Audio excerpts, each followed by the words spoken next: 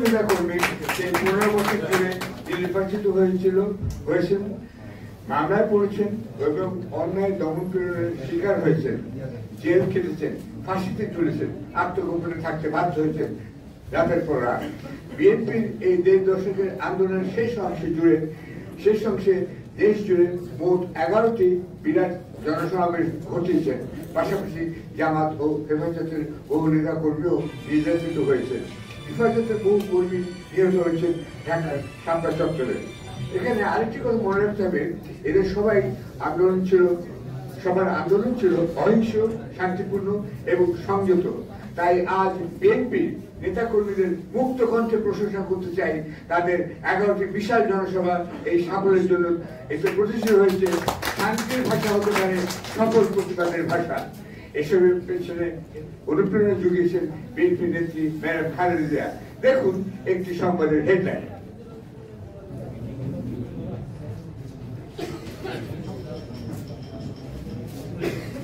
কাতারে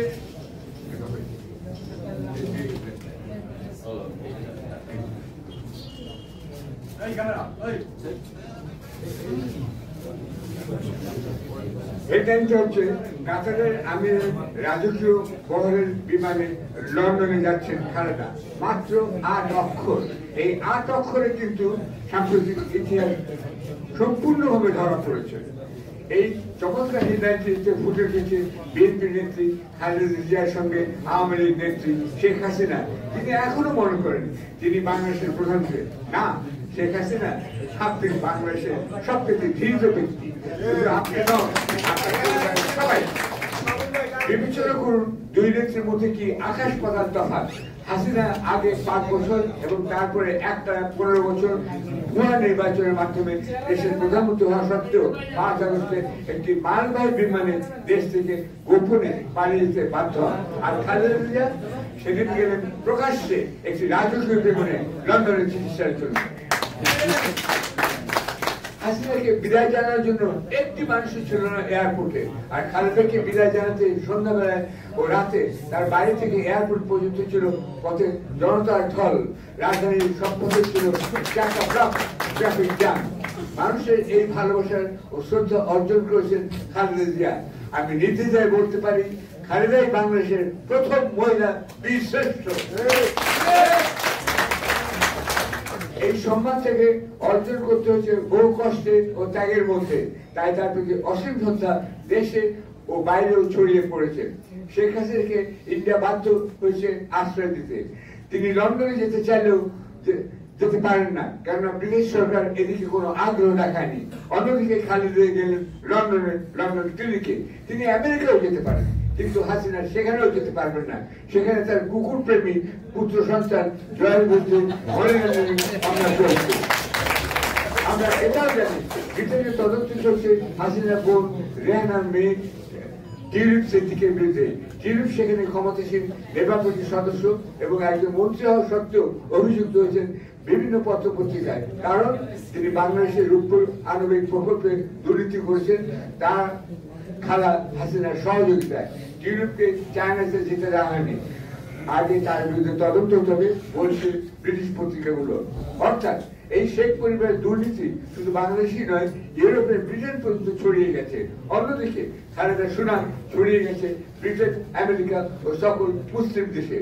এটা একদিন বা 1 বছরে হয়নি, হয়েছে 32 বছর জুড়ে। 1991 গালফ যুদ্ধের পর কুয়েতের মরুভূমিতে মাইল সরানোর কাজে বাংলাদেশের সেনাবাহিনী খালেদা জিয়া পাঠিয়েছিলেন। কিন্তু 1994 ইরাক যুদ্ধের সময় তিনি সেখানে সেনা পাঠাতে রাজি হননি। তিনি চাননি যে মুসলিমদের বিরুদ্ধে যুদ্ধ করুক। সেখানে সেনা পাঠানোর জন্য তাকে রাজি করাতে ঢাকা এসেছিলেন আমেরিকার পররাষ্ট্রমন্ত্রী কলিন পাওয়েল এবং প্রতিরক্ষা মন্ত্রী ডোনাল্ড রামসফেল্ড। কিন্তু খালেদা তাকে আপোষ করেনি। আমেরিকাকে তিনি তার সেই অনুরোধ শোনেননি। এসব কারণে তিনি ইসলামী বিশ্বে শ্রদ্ধা ও সম্মান অর্জন করেছিলেন। তাই এখন কাতারের আমির তার রাজকীয় বহর পাঠিয়েছেন খালেদার চিকিৎসার সাহায্যে। গোটা ইসলামী বিশ্ব, বিশেষত আরব দুনিয়া তাকে শ্রদ্ধা করে, সম্মান করে। তার এই অর্জনে তাকে অনেক কষ্ট করতে হয়েছে। জেল খেটেছেন, গৃহবন্দী থেকেছেন, বিদেশি চিকিৎসা বঞ্চিত হয়ে থেকেছেন। সবচেয়ে বড় কষ্ট হচ্ছে তিনি তার জীবিত একমাত্র সন্তান অর্থাৎ তারেক রহমানের কাছ থেকে বহু দূরে থাকতে বাধ্য হচ্ছেন বহু বছর। অকাল বিধবা এই নারী তার পারিবারিক জীবনে বঞ্চিত হয়েছেন, তার স্বামীর স্মৃতি বিজড়িত বাড়ি থেকে বিতাড়িত হয়েছেন। কিন্তু সবকিছু যে একটা শেষ আছে সেটা প্রমাণিত হয়েছে জুলাই আগস্ট অভ্যুত্থানে, এবং শেষটা হয়েছে ভালো।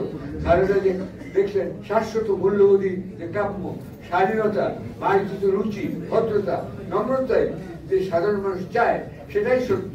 তাই খালেদাই বিজয়ী, বীরশ্রেষ্ঠ মহিলা। বলা ভালো, তাকে পূর্ণ সহযোগিতা করেছেন লন্ডন প্রবাসী তারেক, যিনি বিএনপির ভারপ্রাপ্ত চেয়ারপারসন রূপে গুরুদায়িত্ব পালন করেছেন প্রায় 1.5 দশক জুড়ে। তিনি সফলভাবে বিএনপির নেতৃত্ব দিয়েছেন। আমরা আশা করি মা ও ছেলে শিগগিরই স্বদেশে ফিরে এসে বিএনপিকে আবার নির্বাচনের জন্য প্রস্তুত করবেন এবং বিজয়ী হবেন। আজকের এই আলোচনায় দুটি জিনিস এসছে বারবার, নির্যাতন এবং অপপ্রচার।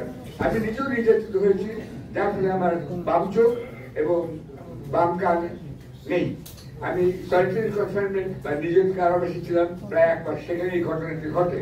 আমি নিজের বিষয়ে আমি নিজের কথা বলবো না, তবে তারেক রহমানের কথা বলতে চাই। আমি তাকে জিজ্ঞাসা করতে, তোমাকে কি নির্যাতন করা হয়েছে তুমি বলো।